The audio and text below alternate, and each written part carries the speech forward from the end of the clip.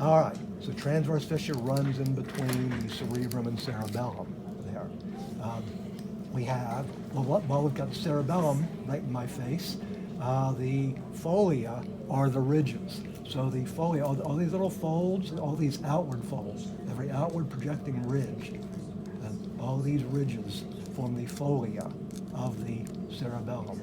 This recessed connection between the two sides of the cerebellum, this is called the vermis.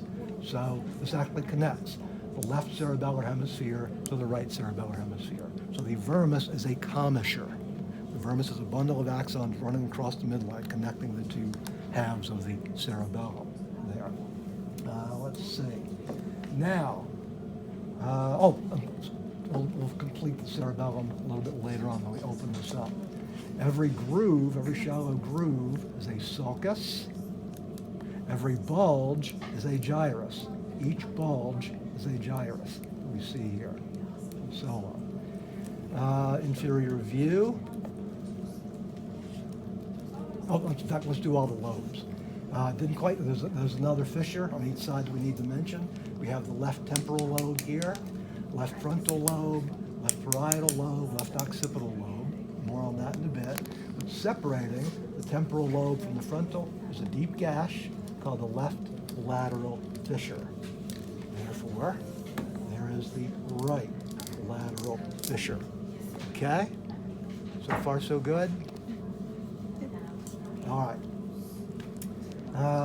So again, temporal lobe, frontal lobe, parietal lobe, occipital lobe, all referring to the skull bone on the immediate outside of these brain lobes. Now back to an inferior view. See that these two halves don't actually go together unless that broke off. That may have broken off. Actually, they do go together fairly well. We have the medulla oblongata of the brain here. So the foramen magnum of the skull will be right there. Immediately above the foramen magnum, we have the beginning of the brain, the medulla oblongata. Immediately below the foramen magnum, we have the spinal cord. So medulla oblongata, and these two small anterior bulges are the medullary pyramids, left and right medullary pyramid. Well, these white things are cranial nerves, which I did not assign except for 1 and 2. This big bulge is the pons, meaning bridge, Latin for bridge, and it always annoys me because it used to be called the pons virolii. Nobody calls it by the full name anymore. There was a 16th century Italian anatomist named Costanzo Virolio who first described this in the anatomy literature, and his name was appended to it for several centuries. Now everybody just calls it the pons. In any case, meaning bridge. It used to be the bridge of Virolio. That structure you see here on the left, that structure you see here on the right. These are parts of the midbrain. That's the left cerebral peduncle. There's the right cerebral peduncle. The anterior parts, there and there. These are the anterior parts, anterior visible parts of the midbrain. Let's see. Here we have the left optic nerve that's been chopped off. It actually comes from the back of the eyeball. There's the right optic nerve. They meet on the midline. And that midline meeting place is called the optic chiasm. Chiasm meaning the center of the X. Because we really do form an X. You can see the left optic nerve comes into the chiasm. The left optic tract continues there. Right optic nerve comes into the chiasm. The right optic tract continues back here. So that means that the chiasm is right on the border between PNS anteriorly and CNS posteriorly. Let's see. I can see a couple of mammillary bodies in here. A little white bulge is the left one. That little white bulge is the right, the mammillary body of the hypothalamus. This bulge is the left olfactory bulb.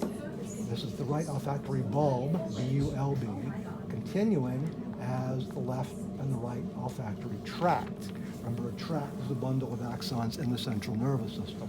So if we ran a line across here, that would be the separation between PNS and CNS there as well.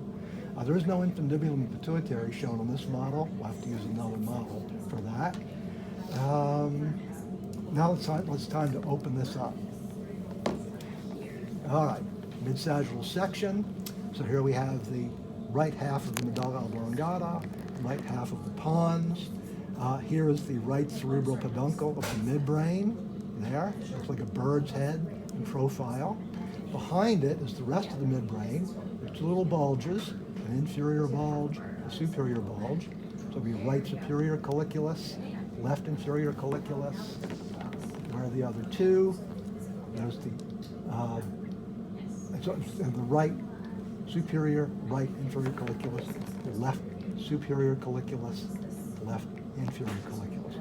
Those four bulges of the midbrain are called the corpora quadrigemina, Latin for the four twin bodies, four look-alike bulges, essentially.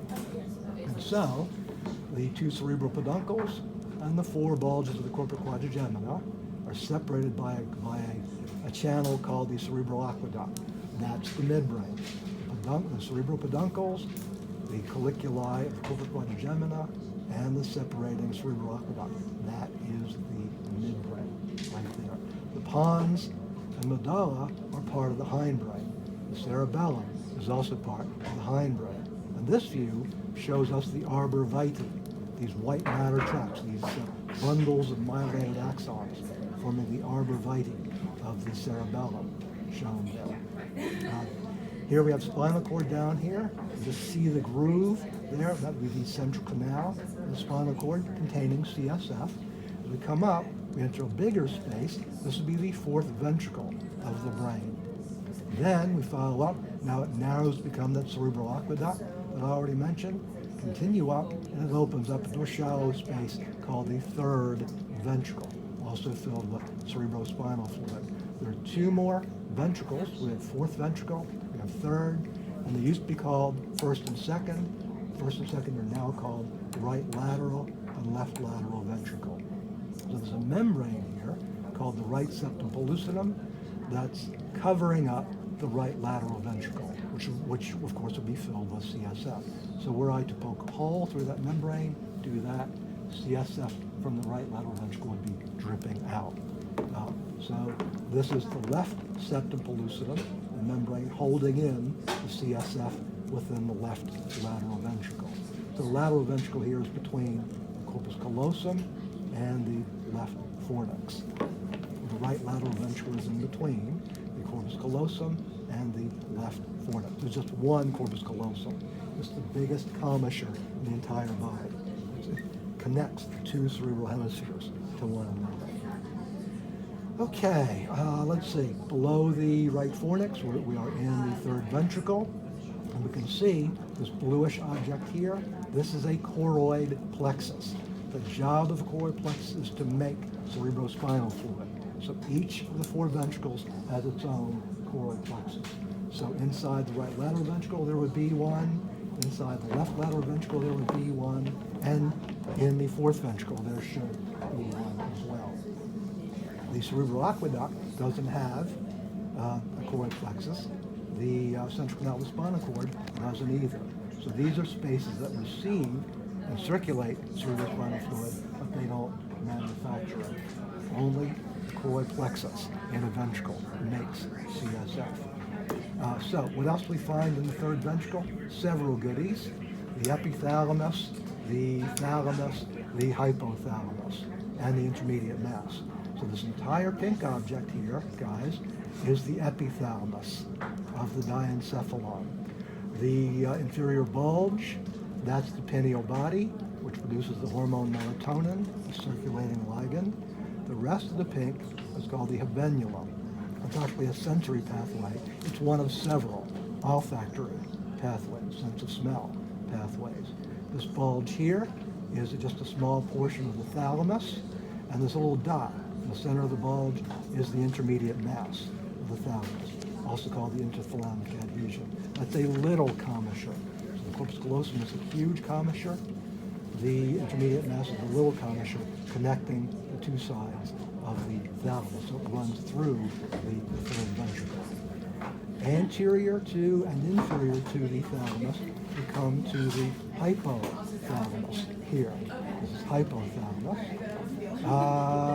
Let's see. doesn't have it either. I can see where they have another, maybe this one. Ah, this one. So, take a look at this model. So we have the thalamus with intermediate mass, hypothalamus anterior and inferior to the thalamus, and this little bulge there is the left mammillary body, which is part of the hypothalamus. The right, so the two mammillary bodies are little inferior bulges of the hypothalamus of the brain. Also continuing from the hypothalamus is the infundibulum, the stalk here, and the infundibulum ends with the posterior pituitary. So the infundibulum directly joins to the posterior pituitary, not to the anterior pituitary. So this whole bean-like object is really a combination of posterior and anterior pituitary. They make no effort to separate them, show them as different. You have the infundibulum coming down directly from the hypothalamus between the mammillary bodies and the optic chiasm. So here's that left optic nerve that we see here.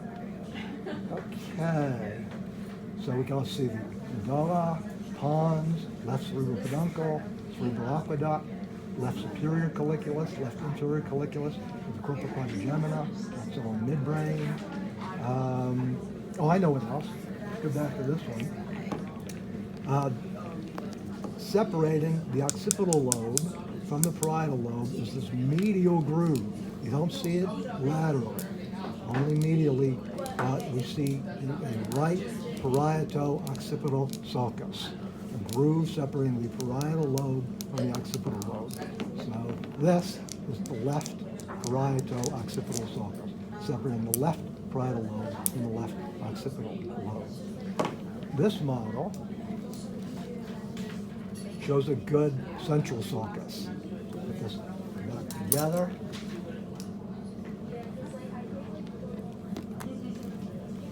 Actually, there are two of them. That model is not very good for central sulci. So again, longitudinal fissure separating the cerebral hemispheres. Every bulge is a gyrus. Every groove is a sulcus. So here we've got a groove, a sulcus on the right. Here's its partner, sulcus on the left. So this is the left central sulcus. This is the right central sulcus.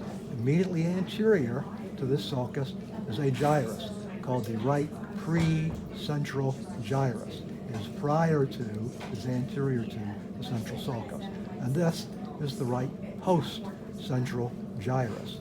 So left pre-central gyrus, left post-central gyrus. So not only do the central sulci separate pre and post-central gyrus, this sulcus separates the entire frontal lobe from the parietal lobe. The central sulcus separates frontal lobe from parietal. So that gyrus is part of the frontal lobe, that gyrus is part of the parietal lobe.